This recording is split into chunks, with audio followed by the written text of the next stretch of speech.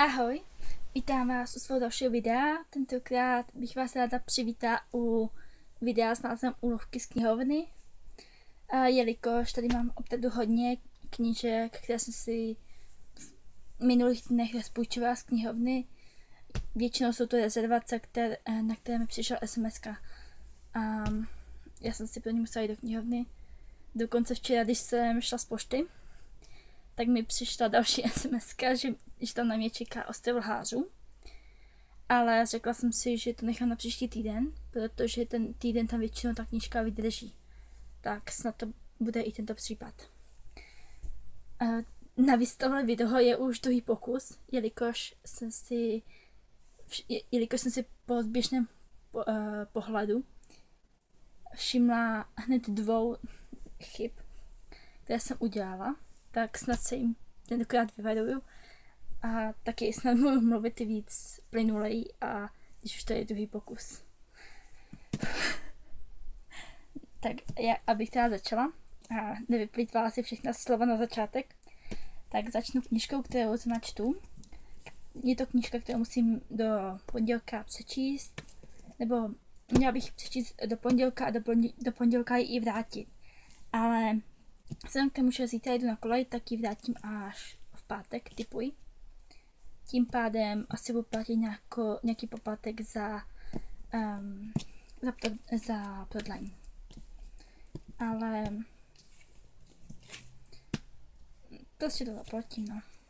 Je to tedy 5. vlna, abych vás už dlouho napínala.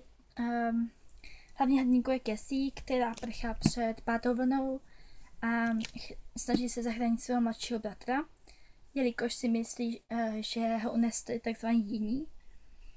Abych to pravdu řekla, mě jako jiní docela připadají.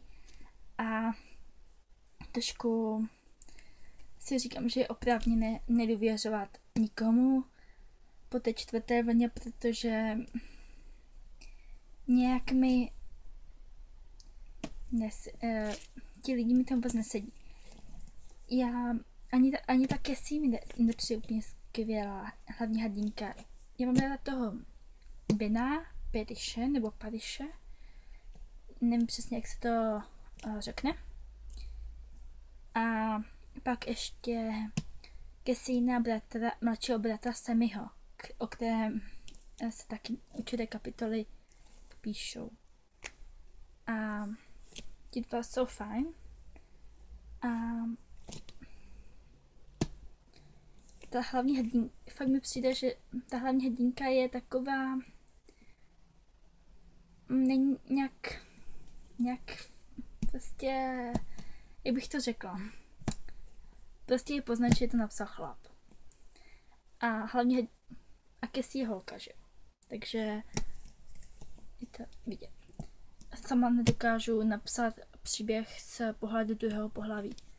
Já nevím, proč to tak je, někteří to umí. A já hrozně obdivuju lidi, co umí napsat příběh z pohledu druhého pohlaví. Ale já vždycky, když napíšu pohled z druhého pohlaví, tak to zní děsně. Takže tady je 5. vlna. Jdem dál. 3 minuty. Jedné, tak uvidíme, jak to dopadne. Jako další knížku z knihovny. Tu mám Dračí cestu. Protože doufám, že jsem moc nerozpovídám víc než minule. Dračí cesta, to je typické fantasy, zaujala mě vlastně podle popisku jako doporučení od George R. Martina. Vše, co čekám od fantasy, napsal. A proto mě to zaujalo, navíc je to podle všeho i první díl, takže by se neměla opakovat moje chyba s Okřídlenou duší a královstvím od Amandy Stevens, které se mi tedy moc líbily, ale to asi víte ještě z recenze na starém blogu. A no, tu knížku jsem zvědavá, co na ní řeknu, a zkrátka nechám se překvapit. Navíc mi viděla ještě v jednom videu. Jako další knížku, to jsem si půjčila z knihovny, je knížka Zapadákov od Geoffrey Deavera. Vždycky, když ji vidím v knihkupectví v Dobrovském, na Šantovce, v Olomouci, tak si říkám, že se mi hrozně líbí ta pavučinka, pavouček, motýlek. A říkala jsem si, že si ji chci přečíst a když jsem ji viděla v knihovně, tak jsem toho využila. Ale doslechla jsem se, že je lepší, když si člověk přečte předchozí díly, takže tak asi nechám. Tak jdem dál. Jako další tu mám knížku Solitér od Alice Ousmanové. Ano, od Alice Ousmanové, pokud teda nekomolím její jméno. Je to autočný debut a je to knížka o Tori Springové, blogerce, holce, která ráda bloguje a ráda spí. Což mě častokrát zaujalo, jelikož to de facto popisuje i mě. A taky je to knížka o blogerství, tak proto mě zaujala a už v Opavě, když jsem byla, tak jsem na ní vždycky nahlížela v knihkupectví Kosmas. A jsem zvědavá, jak se mi bude líbit. Nevěřím, že to není love story, ale fakt těším se. To bude. Jako další knížku tu mám Kalibův zločin, což je knížka, kterou jsem si půjčila v knihovně. Jsem to udělala moc velké odmlky. Půjčila jsem si zkrátka kvůli škole. Máme ji v povinné četbě k literatuře v 19. století. Tahle knížka mě zaujala. Zní to zajímavě a navíc teď jsem si tak všimla, že ji vydá dokonce MOBA. Což, jak víte, patří k mým oblíbeným nakladatelstvím. Takže se těším, až se k ní dostanu. Teda doufám, že se tak stane a nebudu jí muset vrátit, protože těch knížek, co tady mám, je před hromada. Mám dojem, že jsem si tolik knížek ještě nikdy nepůjčila. Taky tu mám docela dost recenzních výtisků, takže to se docela vykrátí. Naprosto ignorujte fakt, že nejsem matematikářka, takže jdeme dál. Prostě další tu mám knížku After od Anny Todd. Asi víte, že tuhle knížku jsem si vůbec nechtěla přečíst, ale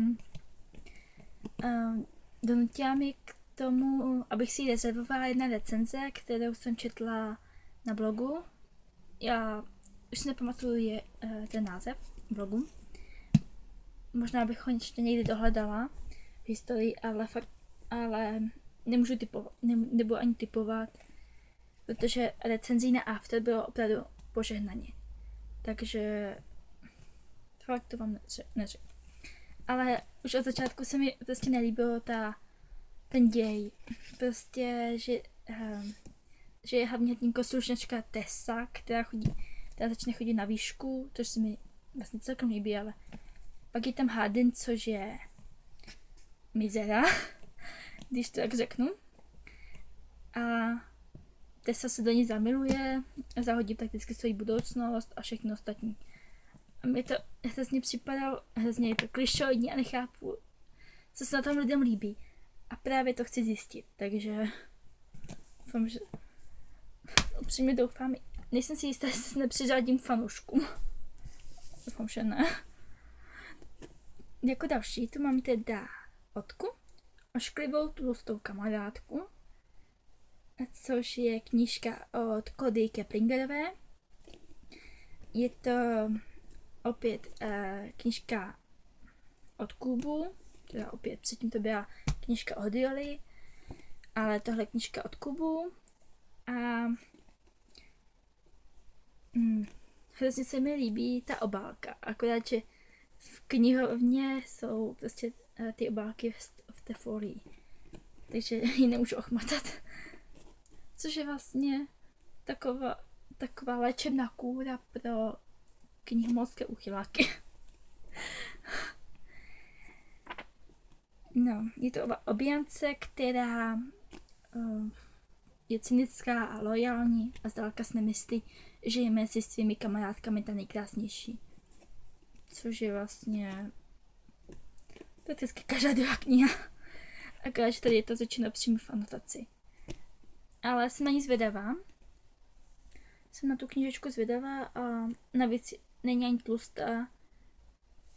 Vlastně se tím ten paperback docela hodí. Jakkoliv nemám měla paperback, k téhle knižce se hodí. A jako další tu mám teda knížku Asylum. Tu jsem si z knihovny půjčila právě kvůli tomu, že za pár dní má vyjít knížka Sanctum, nebo už vyšla, nejsem si jistá. A já jsem si říkala, že bych si třeba mohla přečíst a nejsem si jistá fakt, kdy se k ní dostanu. Jak říkám, mám tu opravdu hodně knížek a tahle je až někde na spodu. Jelikož na ní moc nepospíchám, takže takhle. Jak se mi vysychá v krku, jakože je to tvůj pokus. Takže asi budu mít mluvit. Je to teda horor, měl by to být horor pro 14 od 16 let. Tak to asi tak bude vypadat. A nevím, co si pod tím představit, ale nejvíc mě děsí ta skvrnka tady ve spodu na knize. Taky tak nesnášíte, když si z knihovny půjčíte knížku a je špinavá? Já taky. A dokážu ji kvůli tomu pořádně ani přečíst. Ale fakt, to je divné. A jako další tu tady mám knížku Polámané panenky. Je to knížka od Jamese Carrolla. Já to musím vždycky přetočit na ten blog, protože jak tady je ta razítka, ten čarový kód z knihovny, tak to není vidět. No, vlastně viděla jsem knížku i ve videu Roda Knihanková. Ta ji chválila, teda pokud se nepletu. A taky se těším. Sní to jako kvalitní thriller. A taky jsem ani nečetla nějaké negativní recenze nějak moc. Takže se těším, až se ke knize dostanu. A snad to bude taky brzy. Tahle se zhodí zase výš než to Asylum. Omlouvám se. Že jsem zapomněla název knížky. Jako další knížku tu mám omlouvám se, Odložený případ od Andrej Kane. Tuhle knížku jsem si zase půjčila kvůli tomu, že jsem si od fragmentu řekla o recenzní výtisk Temné lži, také od Andrej Kane, jelikož pokud se nepletu, tak temné Odložený případ už asi není nikde v prodeji, kromě ledných knih. V ledných knihách jsem knížku viděla v Olomouci. Určitě si ji pořídím. Možná ještě dřív, než dočtu tuhle. Možná ten výtisk nakonec vrátím nepřečtený a tak se mi zkrátí ten počet knih, co tady mám půjčených.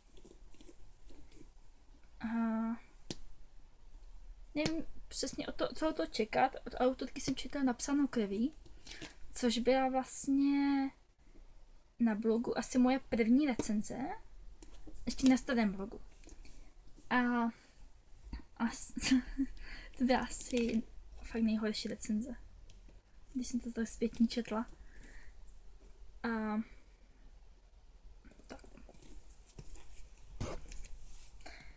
A jako další tu teda mám knížku Pýcha, předsudek a zombie Tu jsem si půjčila kvůli tomu, že měl vzniknout film a já jsem četla o tom filmu na webu Neoluxoru.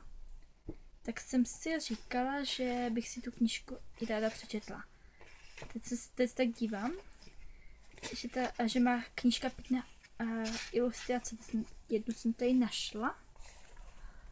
A ty ilustrace jsou opravdu pěkné. Čekat.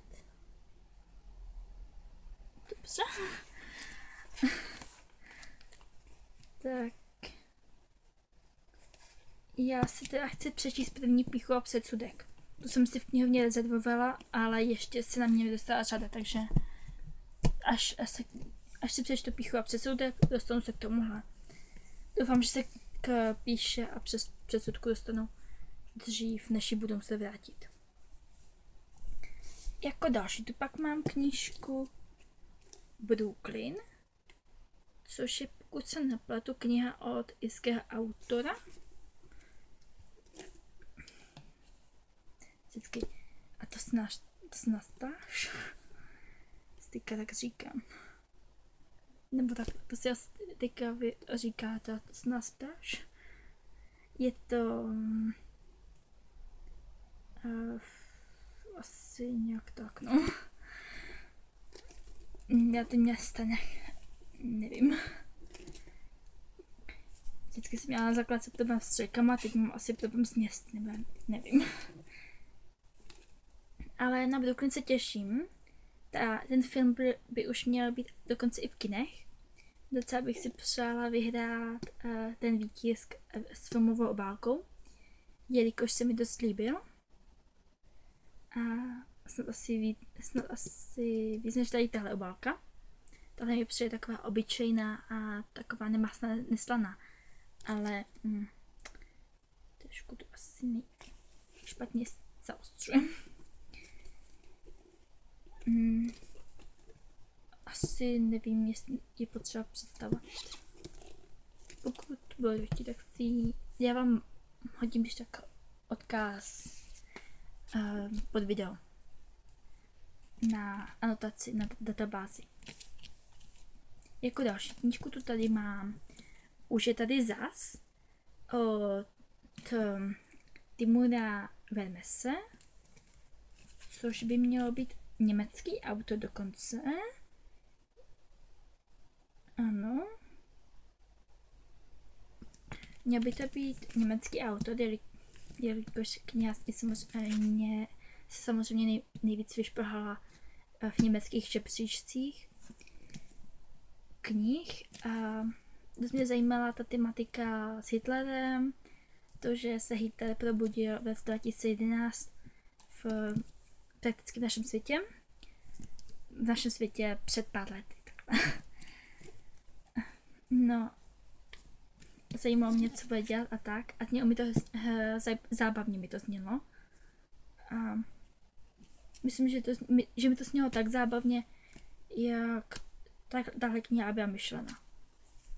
A už jsem vlastně měla čas poslechnout si kousek audioknihy.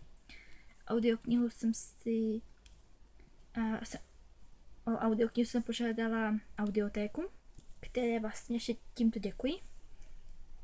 Ta audiokniha se mi líbila, Miroslav Táborský má opravdu pěkný přednes a bavila jsem se u audioknihy. Jsem se smála, docela ráda, že se nebyl nikdo doma. Tak jsem mohla poslouchat i nahlas, místo toho, abych ji měla ve sluchátkách.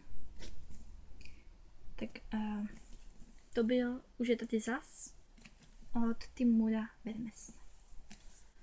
A jako další knížku tu mám další knížku od Klubu, což je knížka Líbali jsme se od Davida Levidena. Je to knížka s LGBT tematikou, teda s tematikou skupiny gayů.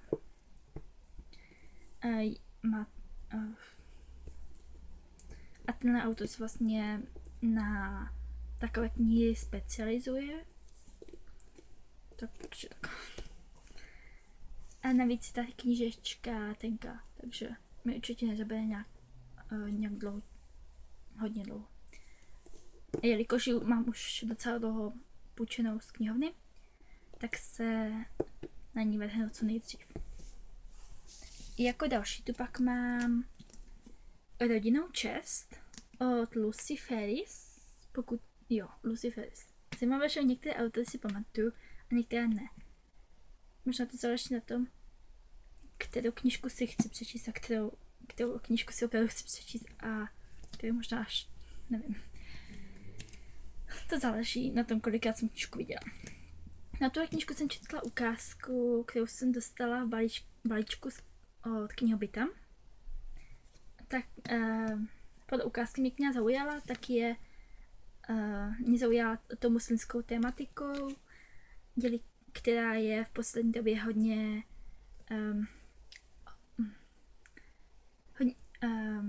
populární, dejme tomu, pokud bych to tak mohla říct. Nemůžu najít to správné slovo, tak se omlouvám.